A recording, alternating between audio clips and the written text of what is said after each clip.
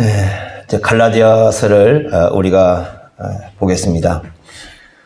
갈라디아서의 주제가 뭘까라고 했을 때 많은 학자들이 자유다. 이것은 뭐 거의 공통적인 것 같아요. 자유의 복음 또 이 자유의 선포, 이것이 이 갈라디아서의 주제다, 이렇게 보통 봅니다. 그래서 이 제목을 뭐라고 붙이냐면은 자유의 대헌장, 이렇게 붙입니다. 그리스도인의 자유의 대헌장, 이렇게 갈라디아서를 붙이는데, 우리 이제 올해 10월 달에 이제 우리 종교 개혁 주일이 들어가 있지 않습니까? 그래서 종교 개혁자들이 모두가 다 이 중심에 두었던 내용이 바로 이 갈라디아서이고, 이 갈라디아서를 가지고 특별히 이제 자유를 선포를 했습니다. 그래서 우리가 자유를 회복해야 된다 하는 사실을 우리 모든 종교 개혁자들이 강조를 했습니다. 마틴 루터가 쓴 책 중에 1520년 11월 달에 출판된 책 중에서 그리스도인의 자유라는 책이 있습니다. 그리스도인의 자유라는 책을 보면 칭의, 우리가 믿음으로 말미암아 의롭다함을 받는 사건이 우리에게 주는 게 뭐냐 그랬을 때 자유다, 이렇게 말하고 아주 유명한 문구를 남겼죠. 그리스도인은 모든 것에 대해서 자유한다. 그러나 그리스도인은 모든 것에 대해서 섬기는 종이다. 이제 굉장한 선포죠. 칼빈도 기독교 강요에서 이 자유에 대한 얘기를 상당히 많이 언급을 하고 있습니다. 그래서 오늘 이 갈라디아서를 통해서 자유가 무엇인가 하는 것을 보도록 하겠는데, 5장 1절 한번 보십시오. 아까 읽었던 말씀 5장 1절.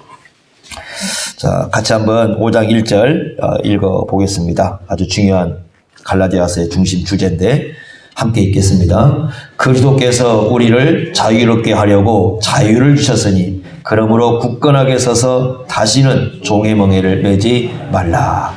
두 개의 내용이죠. 첫째는 뭐냐면 그리스도께서 우리에게 뭘 주셨다는 겁니까? 자유.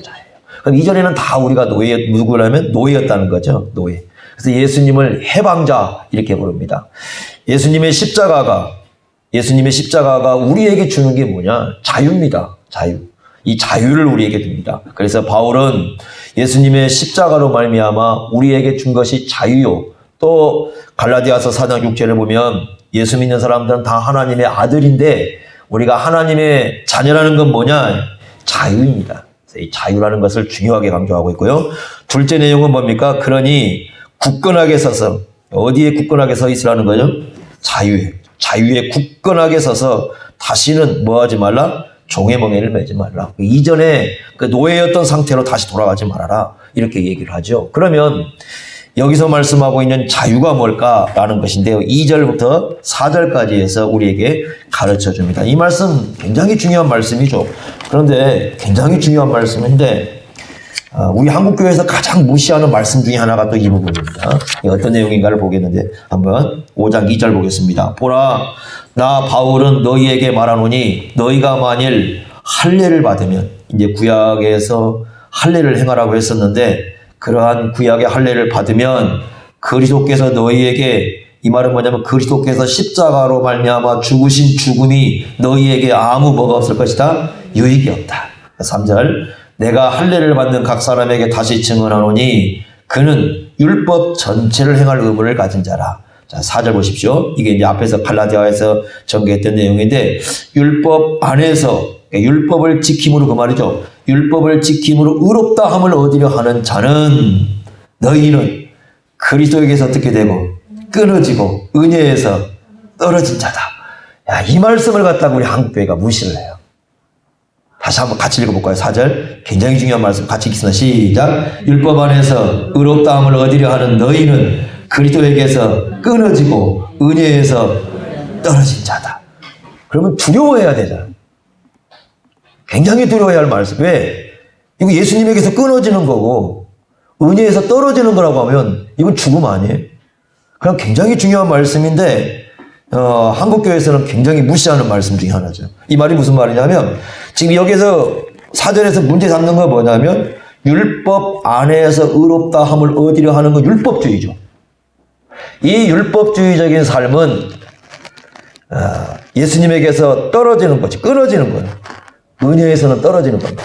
그런데 우리 한국교회에 가장 많은 것 중에 하나가 뭐냐면 율법주의입니다.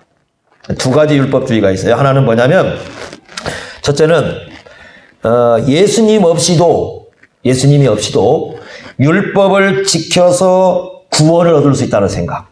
그게 이제 1세기 당시의 그 바리새인과 보통 이제 그 당시 유대인 서기관들이 추구했던 것이 바로 예수님 당시에 이제 그런 내용이에요. 예수님이 없어도 좋아. 그 율법을 지키면 자기들이 이제 선행을 하고 자기들이 뭔가 말씀을 지키면 구원을 얻을 수 있다는 그런 생각. 무섭죠. 두 번째는 어떤 생각이냐면 두 번째 율법주의는 이게 이제 우리 한국교회에 많이 난무하는 건데 예수님을 믿어야 한다는 걸 부인하지 않아요. 예수님 믿어야 된다는 거 알아요. 그리고 예수님 믿지 않으면 구원이 없다는 것도 알아요. 그런데 어떤 생각을 가지고 있냐면 예수님의 그 십자가의 구원만 가지고는 불충분해요. 뭔가 내가 거기다가 보태줘야 돼. 뭔가 내가 보태줘야 돼. 그러니까 예수님의 십자가에다가 뭔가 내가 더하기를 해서 뭔가를 해야 그것이 우리에게 구원이 된다는 그런 율법주의가 있습니다. 아주 무서운 거죠. 이게 교회 안에 굉장히 난무하는, 조금 이따 우리가 보면 알겠지만 상당히 많은 내용 중에 하나가 바로 이 부분이죠. 그래서 바울이 강조하는 건 뭐냐면 예수님의 십자가가 우리에게서 주는 자유는 율법에서 자유입니다. 그러니까 예수 그리스도의 십자가의 은혜 외에, 예수님의 십자가의 은혜 외에 여기다가 뭔가를 더하려고 하면 다 이것은 어디에서 떨어지는 거예요? 그리스도에게서 떨어지고. 또 어디에서 떨어지는 거예요? 은혜에서 떨어지고. 무서운 일이죠. 그렇지 않습니까? 그러니까 여러분들이나 저나 뭔가 우리가 행함으로써, 율법을 행함으로써 하나님의 호의를 얻어내겠다라는 그런 생각하면 안 됩니다. 갈라디아서 3장 13절 한번 보실까요? 거기 보겠습니다. 갈라디아서 3장 13절 한번 보십시오. 자, 이렇게 말씀했습니다. 13절. 이것도 여러분 잘 아시는 말씀이죠. 예수님의 십자가가 우리에게 주신 은혜인데 3장 13절. 그리스도께서 우리를 위하여 뭘 받으셨어요? 저주를. 이건 뭘 얘기하는 거죠? 이거 예수님의 십자가죠. 십자가에서 우리를 위하여 저주를 받았는데 그거는 왜 받았느냐? 율법의 저주. 율법의 저주라는 건 뭐냐면 하나님의 말씀을 놓고 봤을 때 그 율법을 받고 봤을 때 율법대로 살지 않으면 오는 뭐예요? 형벌이 있죠. 영원한 형벌을 다 받아야 되는 게 저주거든요. 거기에서 우리를 뭐 하셨다고요? 속량하셨다. 속량이 뭐예요? 바로 자유를 준 거죠. 우리에게 자유를 주셨어요. 이 율법의 저주에서 자유를 주는데 1세기 당시, 지금도 마찬가지지만 1세기 당시에도 자꾸 어떤 사람들이 있냐면 그 율법의 멍에 안으로 자꾸 들어가는 사람들. 그래서 바울은 율법주의를 경계합니다. 그래서 우리 그리스도인은 율법주의로 살면 안 됩니다. 5장 4절에 말씀한 것처럼 율법주의로 살면 그리스도에게서 끊어지고 은혜에서 어떻게 된다고요? 떨어지고. 굉장히 무섭죠. 자, 그러면 이것이 오늘날 우리 시대에 어떤 방식으로 오느냐? 우리 시대의 율법주의 방식은 이렇게 볼 수 있는데요. 공로주의입니다. 공로주의. 또 우리 시대의 율법주의는 성과주의입니다. 그래서 뭔가 내가 공로를 쌓아가지고 내가 뭔가 성과를 내가지고 하나님으로부터 뭔가를 얻어내려고 하는, 이건 율법주의의 모습이죠. 율법주의의 사실 본질이죠. 이거 하면 안 된다는 거죠. 기독교는 그런 종교합니다. 자, 여러분들이나 저나 이런 겁니다. 우리가 구원을 받으려고 뭔가를 하려고 하면 안 됩니다. 그러니까 우리가 뭔가를 하는 것은 왜 하는 거예요? 구원을 받았기 때문에 하는 거예요. 자, 좀 더 나갑시다. 여러분이나 저나 뭔가를 해서 하나님의 사랑을 받아내려고 하면 안 돼요. 그러니까 우리는 교회 안에서나 일상생활 속에 들어가서 뭔가를 할 때 하나님의 사랑을 받아내기 위해서 뭔가를 하는 사람들이 아니에요. 이미 우리가 어디 안에 들어와 있기 때문에 그 일을 하는 거예요. 하나님의 사랑 속에 들어와 있기 때문에. 그러니까 불안해할 필요가 없는 거죠. 왜냐하면 이미 우리가 하나님의 사랑이라는 그 안에 있기 때문에 하나님의 사랑을 받았기 때문에 일을 하는 거지, 사랑을 받아내기 위해서 일을 하는 게 아니에요. 자, 구원을 받아내기 위해서 뭘 한다거나 아니면 사랑을 받아내기 위해서 뭘 한다거나 그렇게 하면 전부 다 어디에 빠진다고요? 율법주의에 빠져요. 그리고 어떻게 되느냐? 만약에요, 그렇게 되면 내가 이렇게 해서 구원을 얻어냈고 내가 이렇게 해서 하나님의 사랑을 얻어냈다고 하면 그 다음에 나오는 건 뭐냐면 공로주의로 가버려요. 내가 이렇게 공을 세워서 내가 이렇게 성과를 냈기 때문에 하나님에게 나에게 이만큼 해줬어. 이렇게 되는 거죠. 이게 다 뭐에 빠지는 거라고요? 공로주의에 빠지고 성과주의에 빠지는 거예요. 요한복음 15장 7절 우리가 새벽에 보는 말씀에 제가 이제 성경에 이제 뭐 지금 새벽에는 아주 중요한 부분. 왜 그렇게 하냐면 우리가 너무 중요한 부분을 자꾸 놓치고 살아가서 이제 그렇게 보고 있는데 요한복음 15장 7절에 보면 예수님께서 이렇게 말씀하셨어요. 내 말이 너희 안에 거해야 된다. 그러니까 기독교인의 삶은 뭐냐면 예수님의 말씀이 우리 안에 거하는 삶이에요. 근데 바로 뒤에 뭐라고 말씀했냐면 요한복음 15장 9절에 나의 사랑 안에 거하라. 이건 같은 말이에요. 무슨 말이냐면 예수님 말씀 안에 살아가는 것은 어디 안에 거하는 거예요? 예수님의 사랑 안에 거하는 거예요. 우리가 예수님 말씀대로 살아가는 것은 사랑을 얻어내려고 하는 게 아니라 예수님의 사랑 가운데 있기 때문에 살아가는 거예요. 무슨 일을 하든지 그래서 율법주의로 하면 안 되는 거죠. 여러분 고린도후서요 3장 6절에 이렇게 말씀했습니다. 고린도후서 3장 6절에 신약시대에 예수님 안에서 살아가는 일꾼들을 뭐라고 부르냐면 너무 좋은 말씀이죠. 새 언약의 일꾼 이렇게 불러요. 새 언약의 일꾼. 새 언약은 뭐냐면 예수님의 피로 맺은 약정이죠. 그래서 이 약정이라는 말을 그 영어로 본드라고 그랬죠. 본드. 예, 본드. 이 젊은 애들은 본드 그러면 뭐 흡입해가지고 뭐 하는 거 생각하지만 그게 아니고 이게 붙이는 거 있죠. 예, 여러분 그 풀로 붙이면 떨어질 수 있지만 본드로 붙이면 어떻게 됩니까? 오늘 만약에 이 말씀이 실감이 안 나가들랑은 강력 본드 하나 사가시고요. 1,000원밖에 안 하니까 집에 가셔서 여기다 붙이고 여기다 붙이고 딱 한 5분만 잡고 있어 떼어보세요. 어떻게 될 것 같아요? 떼려고 그러면 살갗이 떨어져야 됩니다.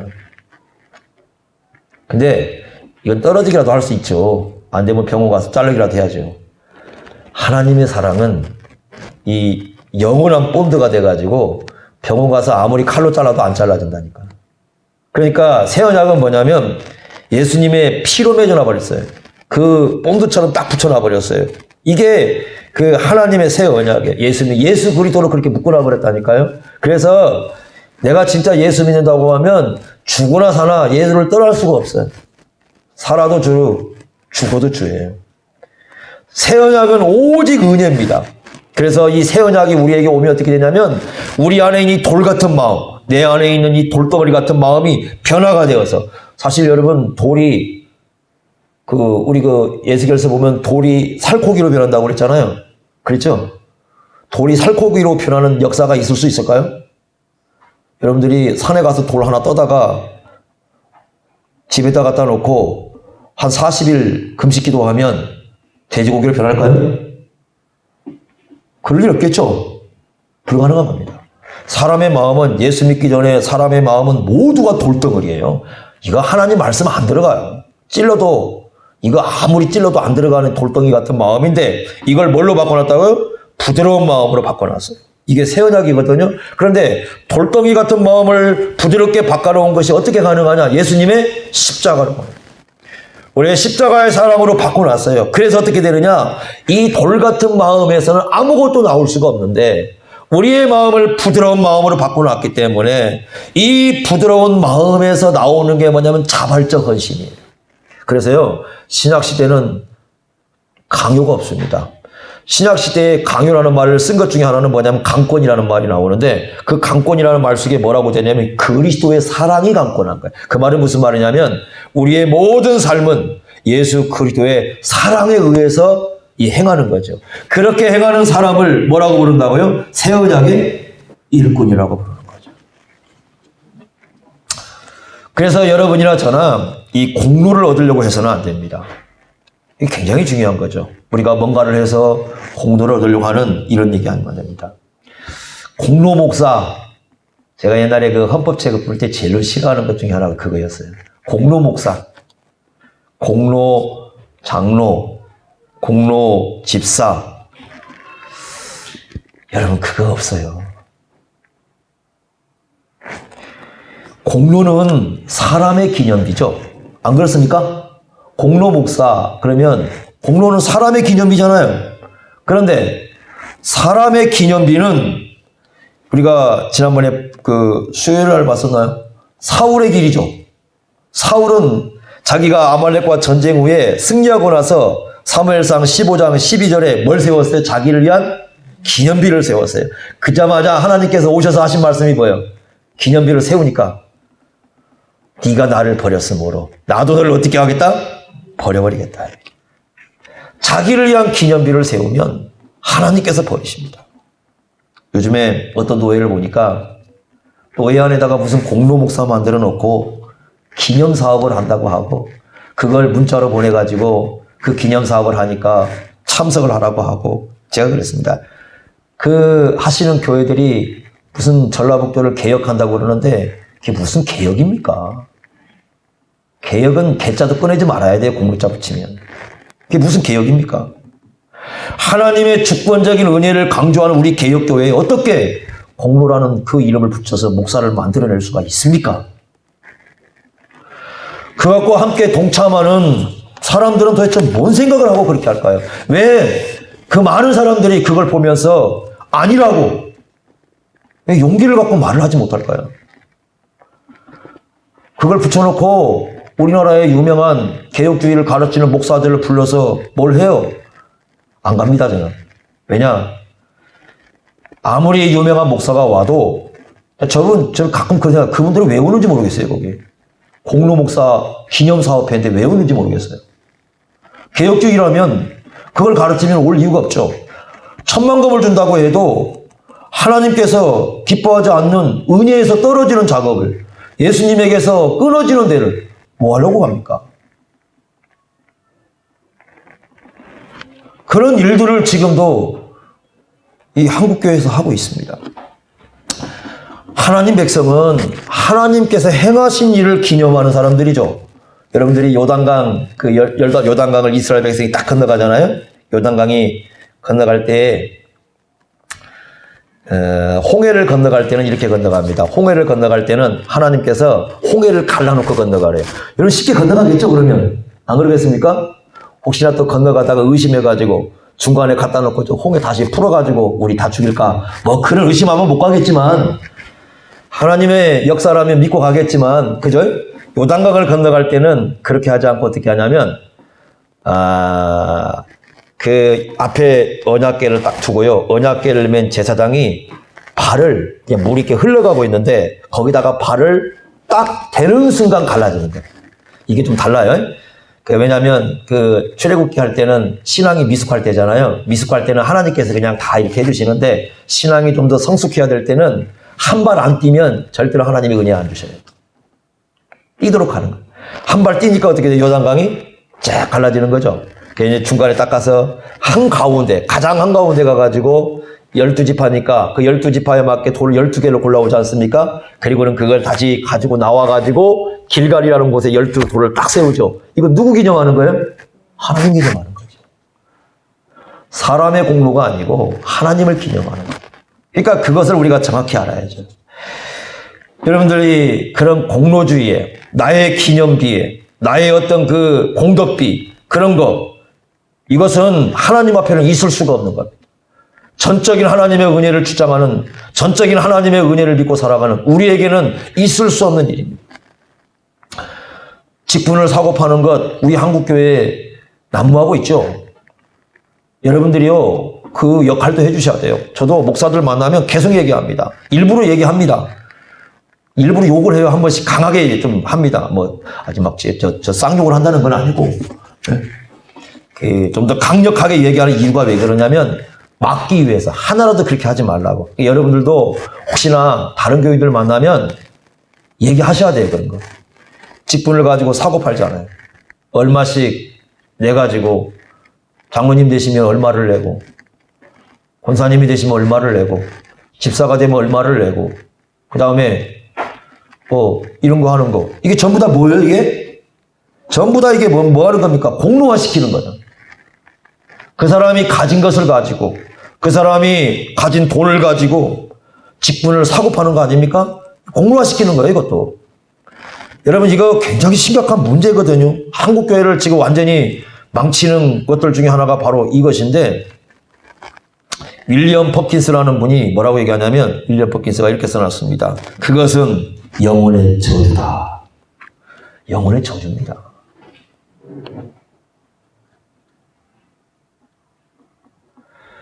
그런데 그런 것을 행하면서도 그걸 자랑하고 마치 대단한, 그러니까 또 이렇게 했더니 또 어떤 분이 뭐라고 하냐면, 목사님 그러면 만약에 제가 직분을 받고 하나님께 그 감사로서 헌금하면 그것도 안 되나요?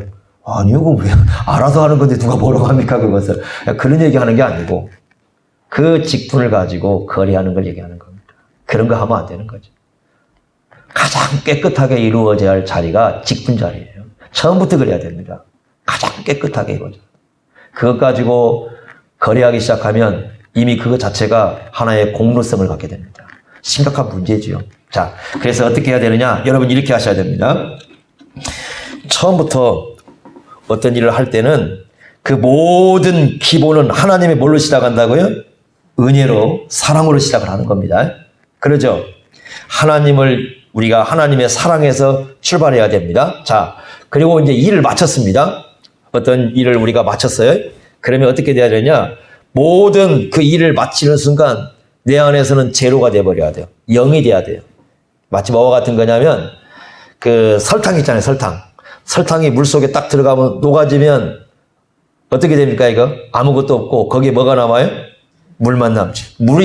설탕이 단 것이 남아있지만 물이죠. 이렇게 보이는 건 그렇게 되는 거죠. 단물로 딱 남잖아요. 그러듯이 우리가 하나님을 위해서 일을 하고 나면은 그 모든 게 이렇게 설탕이 물에 녹듯이 하나님의 은혜에 다 녹아버리셔야 돼. 다 그냥 녹여놔야 돼. 아무것도 그냥 내가 뭔가 했다는 그 존재감이 그 자체 속에 존재하지 않는 하나님의 은혜 속에 다 녹아나버리는. 나중에 하나님 앞에 가면은 그것이 어떻게 되어 있느냐. 아까 여러분 그 설탕은 녹았지만 나중에 그 설탕이 들어간 물은 어떤 물이 됩니까? 단물이 되지요. 그러듯이 우리가 행한 모든 것이 나중에 하나님 앞에 가고 예수님 앞에 갔을 때 그 예수님이 말씀하신 그 은혜 가운데 이게 녹아 있는 거예요. 예? 그래서 주님께서 인정해 주시고 주님께서 정말 내가 이렇게 구원한 그 은혜를 잘 드러내었구나 이렇게 말할 수 있는 우리가 그런 삶을 이 땅에 살아야 해요. 여러분 그래야 율법주의에 빠지지 않을 수 있고 성과주의에 빠지지 않고 공로주의에 빠지지 않을 수 있습니다. 근데 그렇지 않으면은 성과주의, 공로주의, 율법주의에 빠져서 결국 여기에서 주님께서 우리에게 자유를 주셨는데 그 자유를 누리지 못하고 자유롭지가 않아요. 늘 이게 여러분 예수님의 사랑이라는 것에 우리가 근거하지 않으면 늘 뭔가 뭔 일을 해도 자유롭지가 않아요. 그리고 하나님께서 우리에게 주신 은혜 가운데 하지 않으면 늘 우리가 뭔가 하면서도 불안하고 또 내 마음속에 불평이 있고 뭐 이런 사람들이 굉장히 많습니다. 그렇게 하시면 안 됩니다. 우리의 그 삶은 공로주의로 살면 안 되고 율법주의로 살면 안 되고 오직 하나님의 은혜 가운데 살아가는 그런 삶이 돼야 되는 거예요. 두 번째는 어떤 자유를 얘기하냐면요. 여러분들 이제 첫 번째 율법주의에서 자유입니다. 두 번째는 현재적 자유가 있어요. 지금. 그러니까 이게 지금 이루어지는 자유인데 평생 이루어가야 할 자유가 있어요. 평생 동안 그 얘기를 하고 있는 것이 16절부터 26절까지 나오는데 한번 보십시오. 16절 보십시오. 자, 16절 한번 같이 읽어보겠습니다. 16절 시작. 내가 이르노니 너희는 성령을 따라 행하라. 그리하면 육체의 욕심을 이루지 아니하리라. 자, 17절 보세요. 육체의 소욕은 뭘 거스려요? 성령을 거스르고 성령은 육체를 거스리나니. 자, 이건 뭐냐면요. 현재적 자유입니다. 현재적 자유는 뭐냐면 이건 예수 안 믿는 사람은 이런 사람 안 나와요. 예수 믿지 않는 사람은 모두가 육체의 욕심 속에 살아갑니다. 뭐 여기에서 벗어날 길이 없어요. 그러니까 이건 우리 안에 누가 계시는 사람만 이런 삶을 살아가요? 성령이 계시는 사람. 그러니까 성령이 계시는 삶은 성령과 함께 걸어가는 삶은 여기에서 갈등이 나오기 시작하는 겁니다. 육체의 욕심.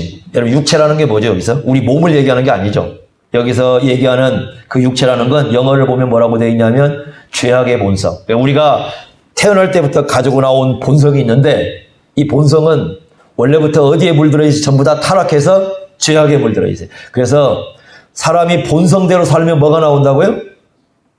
지난주 오후에 기억해요? 기억 빼놨네요. 성격. 예, 성질 나온다고. 그러니까 인간이 태어난 본질대로 살면 뭐가 나와요? 성질 나온다고. 성질 나오죠? 그 성질 갖다 좀 더 하면 성깔 있죠? 성질 나오는 거죠? 예, 조금 나은 사람이 뭐라고요? 그나마 성격이 있잖아요. 그래서 격이 있잖아요. 예? 그래서 여기서 더 이제 좋아지는 예수님에 의해서 나오는 건 뭐라고요? 성품이 나오고 품성이 나오는 거죠. 이건 성품과 품성은 이 성령님이 역사할 때 나오는 거고, 조금 괜찮은 사람은 성격이고, 본성대로 계속 살아가는 사람은 뭐가 나오고요? 성질머리가 나오는 거예요. 성질머리가 나오는 거죠. 그죠? 그래서 이제 여러분들이 사람 볼 때 세 가지를 놓고 이렇게 좀 보시라고 그랬어요. 사람들에게는 다 있어요. 성질머리가. 성깔 있고, 성질 있고, 그죠? 제가 이렇게 동네에서 보면은 그러더라고. 나중에 이렇게 얘기하는 거 보니까, 내 고씨하고는 상대를 안 해. 어찌나 막 성질이 드세요. 어떤 데 가면 또 내가 최씨하고는 전혀 상대를 안 해. 어떻게 고집이 센지. 저희 누나가 하는 얘기입니다. 이씨하고는 상대하기가 싫어. 사는 매형이 이씨거든요. 이씨인데, 다른 이씨인데, 너무 고약하니까 이씨하고는 상대를 안 해. 어디 가니까 또 그러더라고. 박씨? 질려, 막 이런. 근데 가만히 보니까, 욕 안 하는 성씨가 없어. 그러니까 내용을 보면은 전부 다 뭐라는 거예요, 성질머리가. 다 있는 거, 다 들어. 네. 인간은 모두가 뭐가 있느냐면, 나를 위해서 살아가는 어떤 자기 이기심이라는 게 존재가 있어요. 그래서, 이제 거기 나오신 거 보면은 전부 다 그 얘기인데요. 19절부터 21절까지 보면 육체일이 나오죠. 육체일이라는 게 뭐냐면 이런 거예요. 나 그렇게 안 더러워. 내 마음 그렇게 안 더러워. 그런 사람이 있을 수 있죠. 그렇죠.